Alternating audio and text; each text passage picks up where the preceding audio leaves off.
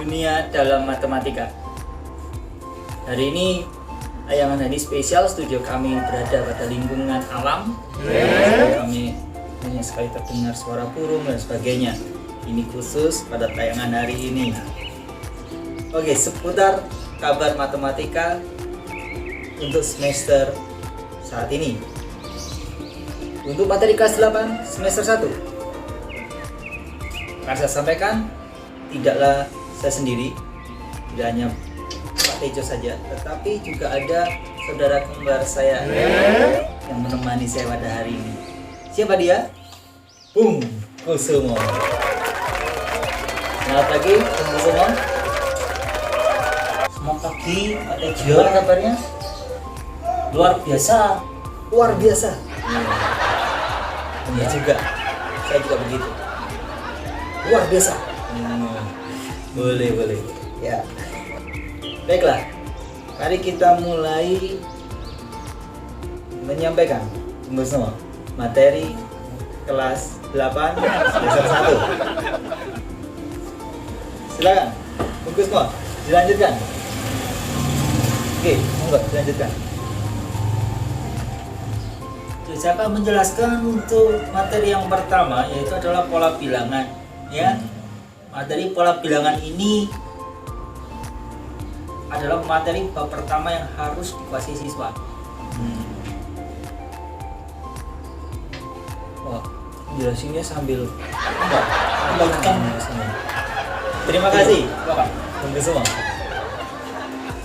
Tujuan dari pembelajaran pola bilangan ini adalah agar siswa dapat menemukan setiap urutan-urutan pada barisan tersebut dengan menemukan polanya.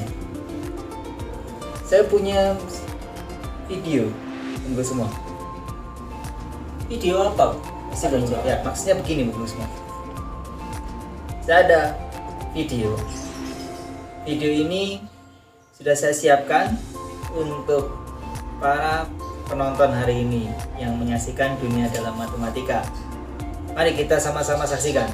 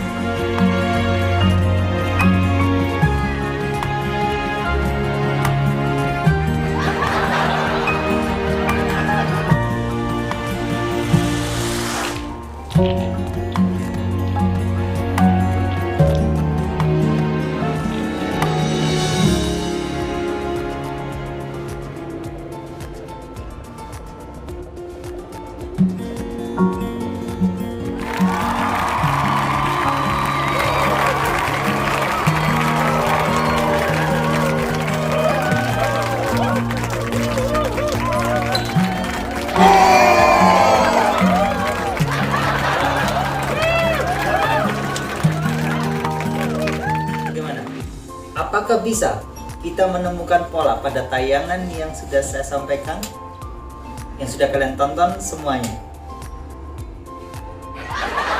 Bungkus semua, bagaimana? Kalau menurut saya Pak Tejo, saya mengamati adanya pola saat anak tersebut menyusun benda-benda kecil itu di kupus itu berdasarkan warna bendanya. Benar Pak Tejo, itu menurut saya Tepat sekali. Menurut saya mengalami Benar apa yang dikatakan oleh Bung Gosomo. Itulah tujuan dari pola bilangan yang akan dipelajari oleh siswa kelas 8 pada bab yang pertama, pada materi yang pertama ini, pola bilangan. Tujuannya adalah agar siswa dapat menemukan pola, sekali lagi, untuk menemukan pola pada suatu barisan, sehingga barisan itu akan diketahui semuanya tanpa harus disebutkan semua dari pola dapat ditemukan. Contoh, tadi tayangan itu saya minta urutan yang ke-5. Berdasarkan pola tersebut, maka kita akan tahu warna pada benda yang ke-5. Gimana kalau saya minta urutan yang ke-10, warna benda tersebut adalah warna apa? Bungkus semua. Menurut penglihatan saya dengan tayangan tadi, Cocok ini anak ya. tersebut berdasarkan warna kosmos sudah mahir. Saya sudah mahir. Iya nih. Saudara kembar saya ini sudah mahir tentang pola dari tidak hanya warna juga bisa. Saya ini memang bukan pola bilangan, tetapi pola warna. Pengertiannya hampir sama. Cukup melihat pola saja. Nah, sekarang kalau nanti pada pembelajaran pola bilangan, urutan-urutan tersebut, misal urutan yang ke-10 dalam matematika biasanya akan disebut dengan suku ke-10. Temukan urutan ke-15, berarti suku ke-15. Urutan-urutan itu disebut dengan suku ke. Suku yang terakhir dinamakan suku ke N. Ya, suku ke N itu adalah suku yang paling akhir.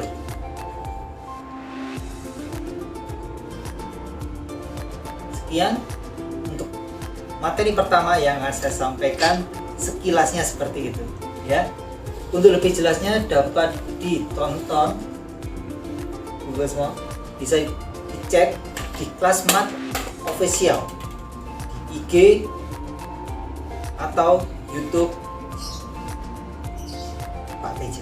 Ya, bisa dicek di situ. Oh, tentu itu. Berarti semua lengkap ya di IG, semua YouTube, di kelas mat official itu. Jadi semua materi itu ada. Kita lanjut. Untuk materi yang kedua yang akan saya sampaikan, cukup menarik juga ya kalau kayak gitu ya. Bidang kartesius, tunggu sama. Bidang kartesius ini pasti sudah tidak asing lagi buat tunggu semua tentunya ya. Ya begini, tunggu semua dan para penonton sekalian. Maksudnya adalah pada bidang kartesius ini nanti kalian akan mempelajari titik absis, titik ordinat. Titik absis dan ordinat ini biasanya kalian kenal dengan titik absis itu X, garis yang horizontal yang mendatar. Lalu titik ordinat adalah sumbu Y, garis yang tegak. Sehingga bidang kartesius itu memuat sumbu X dan sumbu Y, di mana sumbu X itu sebagai absis, sumbu Y sebagai ordinat. Sehingga titik dari absis dengan ordinat tersebut maka akan disebut menjadi koordinat titik pada bidang kartesius tersebut. Dari situ nanti kita akan menemukan titik itu masuk ke kuadran mana. Kuadran itu daerah. Pada bidang kartesius ada 4 daerah pada saat 2 garis sumbu X dan Y potongan tunggu semua. Jadi ada 4 kuadran pada bidang kartesius itu. Kemudian nanti kita buat keterangannya itu seperti apa, itu nanti kita buat di situ. Ada petunjuknya. Semua ada dalam kelas mat official tunggu semua. Semua akan saya masukkan di situ. Penjelasan semua lengkap. Kemudian ada persamaan garis lurus, yaitu nanti dari 2 titik koordinat itu kita hubungkan dengan penggaris, kemudian kita cari nilai kemiringannya. Nah, nilai kemiringan itu disebut dengan gradien. Kita akan menemukan persamaan garis lurus tersebut. Dari situ nanti kita akan bisa menemukan nilai gradiennya. Kita juga akan tahu konstantanya, yaitu di mana persamaan garis lurus pada bidang kartesius nanti adalah Y sama dengan mx ditambah c. M itu adalah simbol gradien, c itu adalah konstanta, yaitu kenaikannya berapa dari sumbu Y. Kemudian tidak hanya satu garis saja bungku semua, tapi ada 2 garis, di mana nanti 2 garis itu kita cari nilai kemiringan dari 2 garis tersebut. 2 garis itu kemungkinan ada dua macam, yaitu pertama yang akan kita pelajari adalah 2 garis itu sejajar. berarti garis itu sejajar, memiliki jarak yang sama. Dan jika diperpanjang, dua garis itu tidak akan berpotongan. Itu dinamakan dengan sejajar. Kita akan temukan itu Bidang kartesius. berapakah nilai kemiringan salah satu garis itu, kemudian persamaan garisnya. Ini dijelaskan jika kedua gradien itu sejajar, ya, karena gambarnya dua garis itu sejajar, maka gradiennya sama. Kalau gradien garis pertama adalah 2 kemiringan, ya, maka garis kedua kemiringannya juga 2 karena sejajar. Kalau kemungkinan kedua yang kita pelajari adalah jika kedua garis itu tidaklah sejajar atau disebut dengan berpotongan. Berpotongan ada 2, ada yang tegak lurus, satunya tidak. Tapi kita fokus pada persamaan garis lurus pada bab yang ketiga ini adalah kita fokus pada yang berpotongan tegak lurus, bungkus semua. Jadi di sini kalau berpotongan tegak lurus, maka perkalian dua gradien itu sama dengan negatif 1. Berbeda dengan sejajar. Kalau sejajar kedua gradien itu sama. Jika tegak lurus, kedua gradien itu jika kita kalikan itu sama dengan negatif 1. Maka kita dapat menemukan salah satu gradien tersebut. Kemudian kita akan menemukan persamaan garis dua garis tersebut. Bisa itu kita pelajari dalam PGR. Dan itu semua sekali lagi ada di official saya, Classmate Official, di IG maupun di YouTube saya.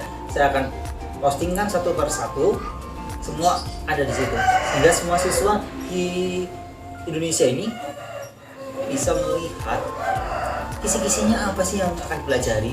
Nah, itu semua ada di situ, di IG saya dan di YouTube saya. Kemudian selanjutnya adalah bab keempat, adalah persamaan linear dua variabel. Ini lanjutan dari kelas 7, yaitu PLSV, persamaan linear satu variabel. Sekarang 2 variabel karena kita sudah belajar XY, maka ada 2 variabel kali ini. Di sini kita akan menemukan 2 garis yang tadi berpotongan tegak lurus itu, kita akan menemukan titik potongnya. Itu menggunakan sistem PLDV. Penyelesaiannya PLDV ada 3 metode yang akan dipelajari oleh siswa. Pertama adalah metode substitusi, lalu eliminasi, ketiga kita membuat grafik. Sebenarnya grafik sudah bisa dipelajari karena waktu kita membuat garis itu sudah belajar grafik, tapi nanti akan diulang kembali agar mantap berpemahaman. Ini sekali lagi kita suasananya alam, jadi banyak sekali kendaraan yang lewat, ada ayam, ada burung dan sebagainya. Spoi-spoi suasana juga ada di sini, luar biasa. Kita menyatu dalam alam, ya. Jadi mohon maaf jika ada gangguan. Ya, sekarang ada lagi yang terakhir.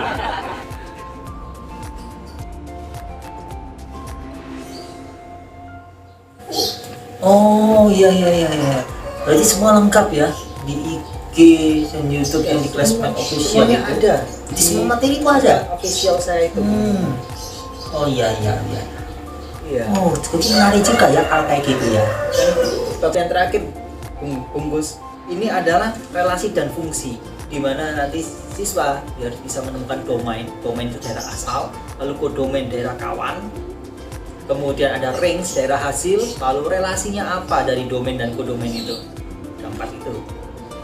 Tambahan nanti ada diagram panah, kemudian ada juga hubungan pasangan berurutan dari diagram panah tersebut, dari domain ke domain itu. Kemudian yang terakhir adalah membuat bidang kartesiusnya, titiknya itu. Kemudian menemukan titik-titiknya itu tanpa harus kita melakukan diagram garis ya, tidak perlu untuk melakukan itu, cukup titik saja berupa diagram titik. Kemudian persiapan untuk ujian akhir semester, karena hanya itu saja, hanya 5 bab itu: pola bilangan, bidang kartesius, persamaan garis lurus, persamaan linear dua variabel, lalu yang terakhir adalah relasi dan fungsi. Sekian materi kelas 8 semester satu. Semoga bermanfaat buat bagi sekalian. Semuanya. Salam matematika. Dunia adalah matematika. Sekian hari ini.